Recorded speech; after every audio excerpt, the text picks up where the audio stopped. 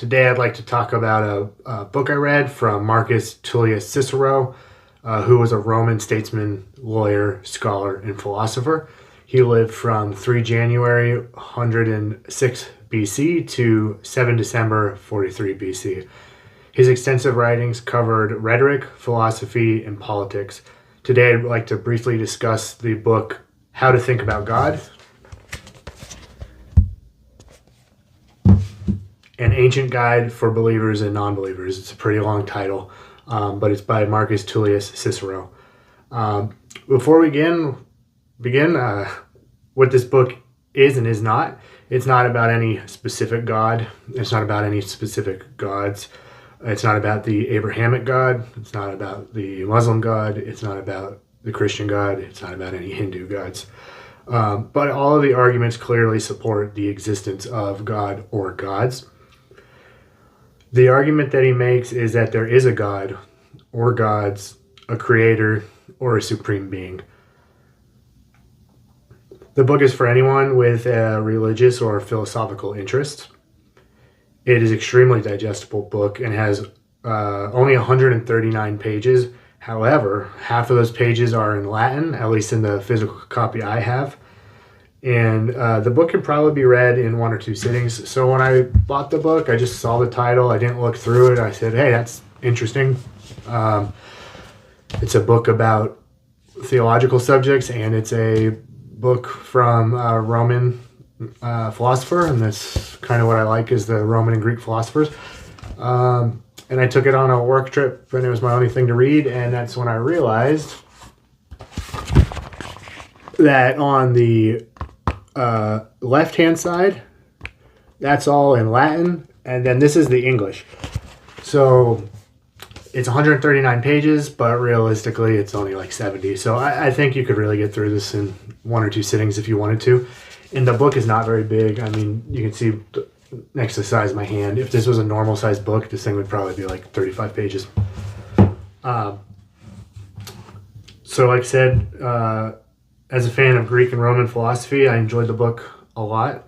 It was a very easy read, and I found myself just powering through it. I think I read it in 2 sittings, and there was some confirmation bias through the book. It did, solidify more of my beliefs. Some books shouldn't. Some books should be contrarian or non-congruent to your beliefs, and others should fully support what you believe or frame it in a different way of thinking. And this kind of helped from a different standpoint. I do think this book is worth owning, but like I said, I'm biased due to the school of thought and the he comes from.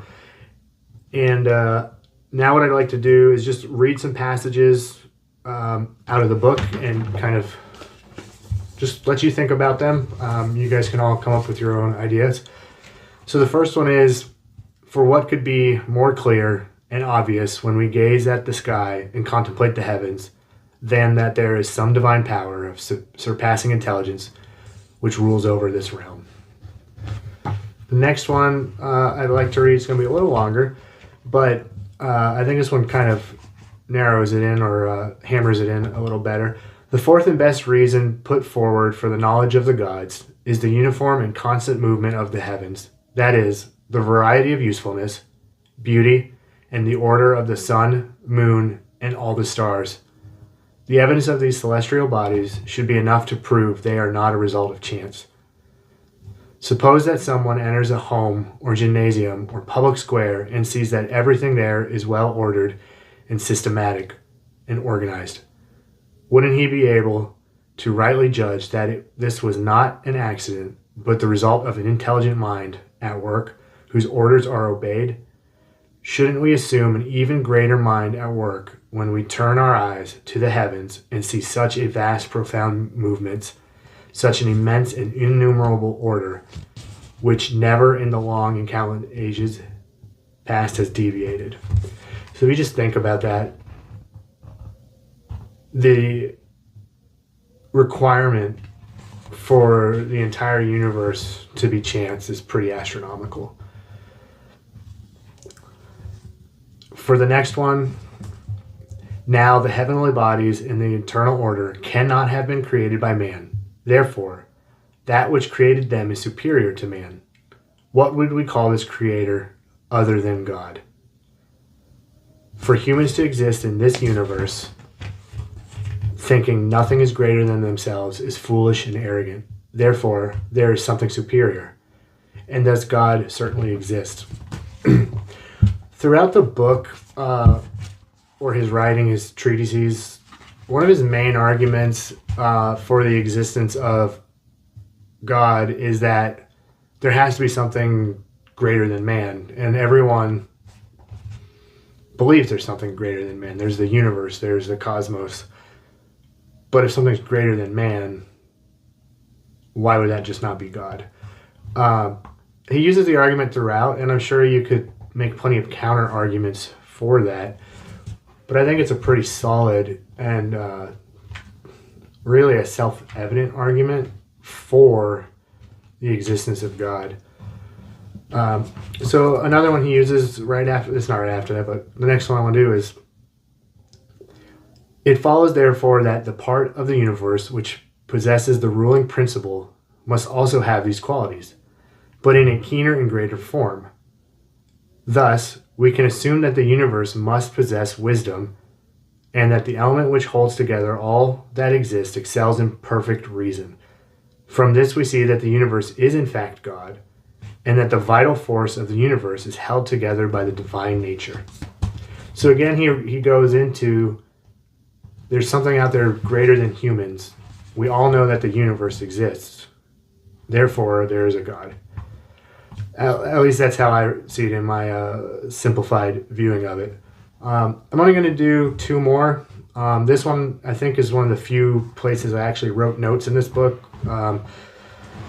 Mostly highlighted. Some of my other books, I do a lot of transcribing in them, so that when I come back months or years later, I can see the version of me that read that book, what he thought.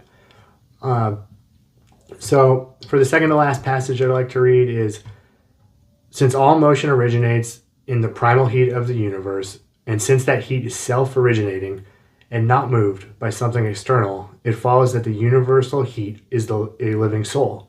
In other words, the universe is alive. Another argument that the universe possesses intelligence is that it is without a doubt better than any of its parts, just as there is no part of our body that is not less than our whole self. So too, the universe must be greater than any portion of itself. It follows then that the universe must be wise, for if it weren't, then rational human beings, who are part of it, would be greater than the entire universe. The sums can't be greater than the whole, right? And I wrote a note down here. We can't be greater because we are only a small fraction of the universe. If we're only a small fraction of the universe, then we're imperfect. To be perfect would be God, and if we're created in his image, that would make us part of the universe. So I think it's a pretty strong argument there.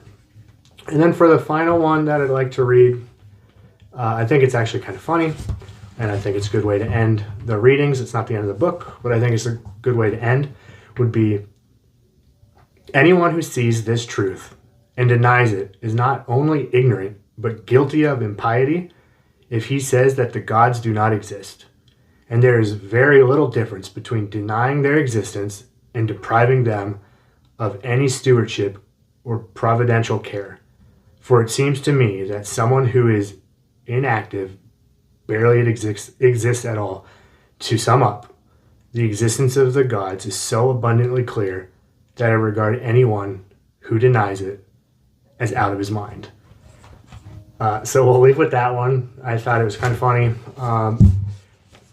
And like I said, throughout the book, he makes the argument of man isn't perfect, therefore something must be perfect to have created man. If something is perfect, then that perfect being would be a god or God. So that's what I took up on that. I'd be interested to know what you guys think about it. So let me know in the comments if you have, one, heard of this book before. I had not before I grabbed it off the shelf, and it was 100% an impulse buy while I was perusing the the bookstore. And then 2, have you read it? And if you have, what did you think of it? What opinions did you come to? Or just based off of the passages I read, what do you think about those passages? We all have the right to our own opinions, and I'd be interested in hearing what yours are. So I hope you enjoyed that brief review of the book. I enjoyed making it, and as long as I enjoy making these videos, I'll continue to make them, even if I'm just talking to myself. So thanks for watching, and I hope you all have a great day.